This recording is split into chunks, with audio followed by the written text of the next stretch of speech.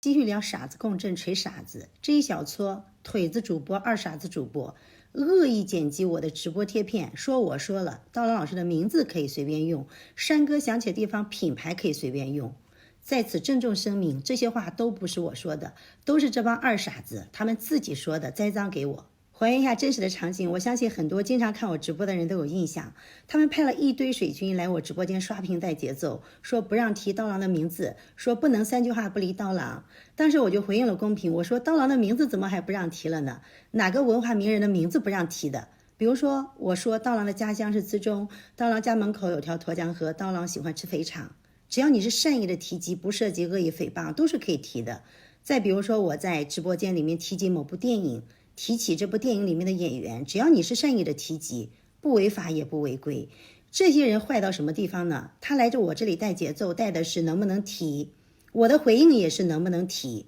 结果呢，他们后面恶意剪辑视频，就变成了刀郎这个名字可以随便用，用和提是不一样的。我说的提指的是我们在聊天场景下善意的提及，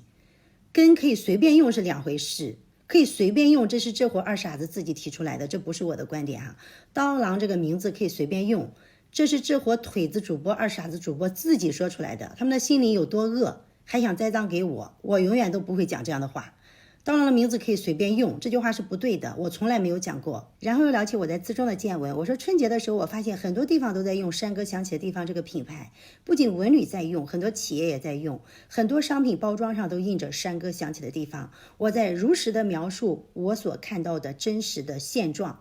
另外包括线下的演唱会，很多没有经过授权的周边印着山歌响起的地方，甚至印着肖像的比比皆是。从这种现象可以推断，眼下罗老师对整个社会比较宽和，但是我从来都不主张这样做。我为什么要主张这样做呢？对吧？所以说山歌响起的地方这个品牌可以随便用，这是这伙二傻子腿子主播自己提出来的，我从来都不主张可以随便用哈。我只是说我看到了现在有这样一种现象。另外我这里除了销售火灵鸟提供的正版的唱片之外，从来没有卖过任何的印有刀郎、印有山歌的字样的任何的周边。包括看演唱会，很多人建议我买刀迷服，我一件都没有买过。我不去评价买不买的好或不好，我只是说我个人有这方面的洁癖，我从来没有买过。结论就是刀郎的名字可以随便用，山歌响起的地方品牌可以随便用，不是我的观点，不是我的主张，是这帮二傻子腿子主播们自己提出来的，为了栽赃陷害我，他们自己提出来的，那就让他们自己带着啊，记住这些都是他们自己说的。另外大家可以去围观一下他们的橱窗，看看有多少人在卖乱七八糟的东西，